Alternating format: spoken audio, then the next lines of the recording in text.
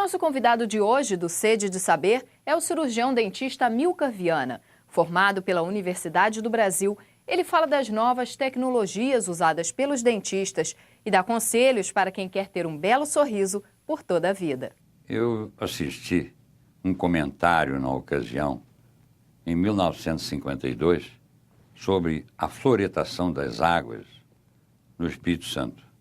E dali li algo a respeito e 2 anos depois estava no primeiro ano da Faculdade de Odontologia da então Universidade do Brasil, hoje UFRJ. O senhor tem pós-graduação no exterior. Quais foram essas pós-graduações? Eu sou um brasileiro privilegiado, um dentista privilegiado, melhor dizendo, porque tive indicação e aceitação para a Universidade Yale, onde passei 1 ano e meio, e para a Universidade de Michigan. Na ocasião, eu trabalhava na Policlínica de Botafogo, onde o diretor da Policlínica era o Dr. Losir Viana, coincidentemente, meu irmão mais velho. E ele enviou 10 dentistas para a Universidade Yale para fazer pós-graduação. Eu fui um desses 10. De lá, fui para a Universidade de Michigan. O senhor também, principalmente do período da universidade, jogou futebol. Quais são as suas recordações aí no campo? Eu, até hoje, como a maioria de nós brasileiros, somos futebolistas de alguma forma. E, modéstia à parte, eu era o número 5, naquela época chamava Centeralf, né? Do time universitário e da Faculdade de Odontologia da UFRJ na época. Com isso, nós tínhamos um convênio com a odontologia do Uruguai, e com isso eu fui 2 vezes ao Uruguai e à Argentina jogar futebol pela universidade. E aqui no Rio de Janeiro, nós fazíamos, além do campeonato universitário, que era muito bem elaborado na ocasião, em vários campos no Rio de Janeiro, tive a oportunidade, com o meu time da odontologia, jogar no Maracanã 3 vezes. Diziam que eu jogava bem. O senhor também jogou nos Estados Unidos? Quando estava nos Estados Unidos, numa ocasião, a Universidade de Yale fica em New Haven, no estado de Connecticut, e tinha lá o Clube Infante Dom Henrique. Pelo nome podemos ver que era um clube português. E me chamaram para jogar lá. Como nem sempre eu estava de folga, eu tinha que pagar alguém para ficar no meu lugar. Então eles me davam $15 por jogo. Eu dividia com a pessoa que ficava no horário do meio-dia às 5, que era o tempo do jogo. De modo que tive essa oportunidade de jogar nos Estados Unidos numa época em que o futebol nosso não era nem pouquíssimo conhecido lá. Mas joguei no time, no Clube Infante Dom Henrique, em Connecticut. O senhor se graduou em 1957. Daquela graduação até hoje, quantas novas especialidades surgiram na odontologia? O dentista, há 40 anos atrás, era principalmente um clínico geral. Poucas especialidades. Na época, poderíamos dizer ortodontia e odontopediatria. Ortodontia, a área que coloca aparelhos nos dentes para correções. Odontopediatria, que cuida das crianças. E cirurgia. Com o tempo e o desenvolvimento da odontologia, criaram-se especialidades em toda a área odontológica. E hoje em dia eu poderia dizer que o Conselho Regional e o Conselho Federal de Odontologia registram cerca de 15 especialidades. A aplicação de flúor na água diminuiu a incidência de cáries na população? Sem dúvida, sim. Nós temos no Brasil, desde 1950, 52, a atuação contra a incidência de cárie. E o flúor na água, a fluoretação das águas, sem dúvida diminui. Está provado mundialmente, a Organização Mundial da Saúde atesta isto, que o flúor diminui o índice de cárie. É lógico, colocando aqui o flúor como um remédio, como todo remédio, se alguém ingerir demais, faz mal. Então, existe até uma pequena discussão quanto à utilização do flúor. Mas meu ponto de vista é que o flúor, bem utilizado, é perfeitamente o elemento médico especial para diminuir o índice de cárie, desde a criança até ao adulto. Mas o hábito de comer guloseimas produz cárie nas pessoas? Sabe que quem não gosta de um doce, né? Quem não gosta de guloseimas, como nós mesmos falamos? Eu vou lhe dizer o meu próprio exemplo. Minha mãe, bondosamente, colocava uma merenda para mim que era pão com manteiga e açúcar. E nós sabemos hoje em dia que, com toda a bondade da nossa mãe, ela não estava informada do mal que estava fazendo aos dentes daquele filho.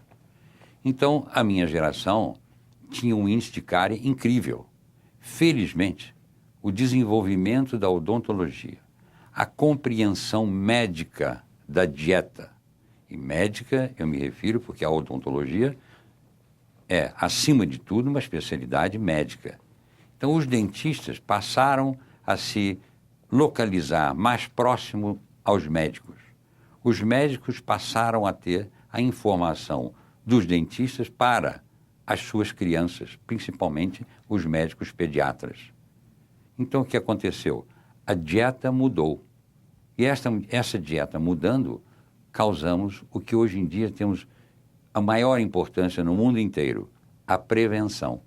Consequentemente, a guloseima passou a diminuir muito na nossa mesa. A criança passou a ter muito mais preocupação em que os pais tiveram a informação de frutas às suas crianças e menos açúcar. Essa compreensão, então, nos leva a entender que a saúde começa pela boca? Sem dúvida alguma. O índice de cárie há 40, 30, 20 anos atrás era alto. Hoje em dia ainda é alto. No entanto, nós sabemos perfeitamente bem, podemos avaliar pela nossa própria família, pessoal mais velho tem mais cárie, pessoal mais novo tem menos cárie. Por quê? Porque foi o médico e o dentista em conjunto que indicaram a melhor dieta e também a frequência ao dentista com escovação constante. Até que idade uma pessoa pode pôr aparelho? Durante muitos anos achavam-se que eram só as crianças, mas parece que a idade das crianças aumentou. Então, hoje em dia, é melhor atuar nas crianças porque tem aí a parte prevenção. No entanto, se hoje em dia nós descobrimos que alguém adulto tem um dente ou alguns dentes fora de posição, o dentista e o especialista têm condições de acertar esses dentes e prevenir o que possa ocorrer dali a 10, 15, 20 anos. Então, uma pessoa aos 30, 40 anos poderá perfeitamente acertar os seus dentes para quando chegar dali a mais 15, 20 anos, não ter problemas de amolecimento de dentes ou problemas da gengiva.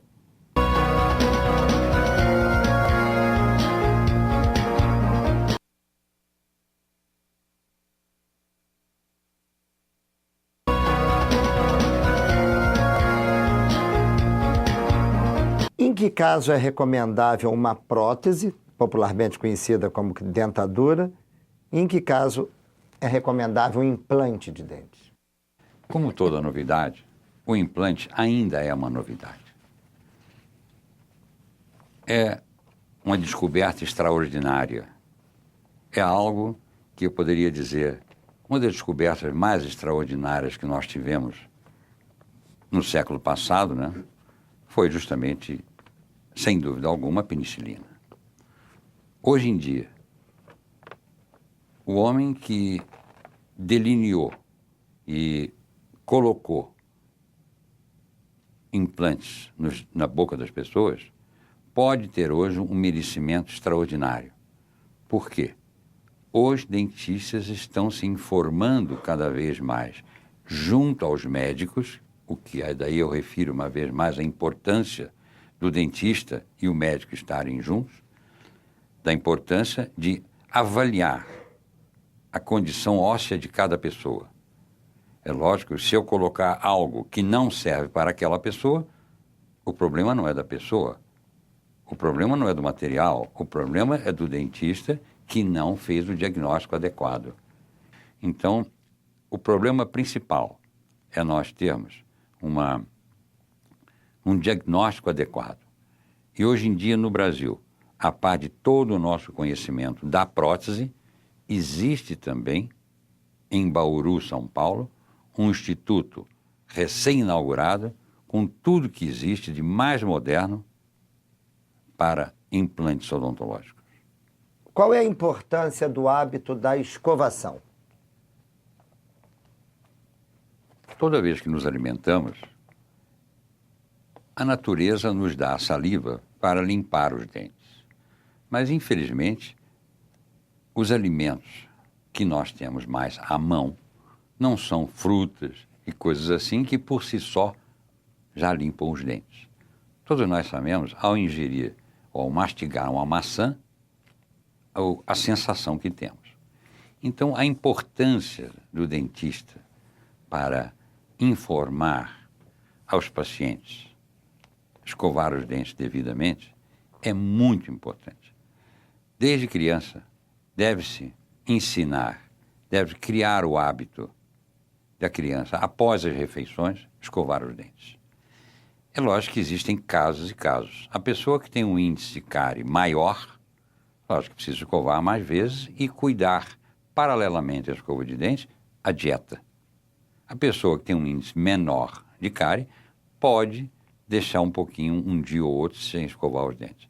Mas é importantíssimo o hábito de, pelo menos 3 vezes ao dia, pelo menos após as refeições principais, escovar os dentes. E o importante de escovar os dentes é saber onde nós estamos escovando.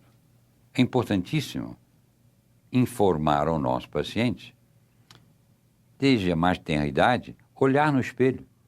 É facílimo, até a mãe com certeza vai notar que a criança vai sujar o espelho com pasta de dente.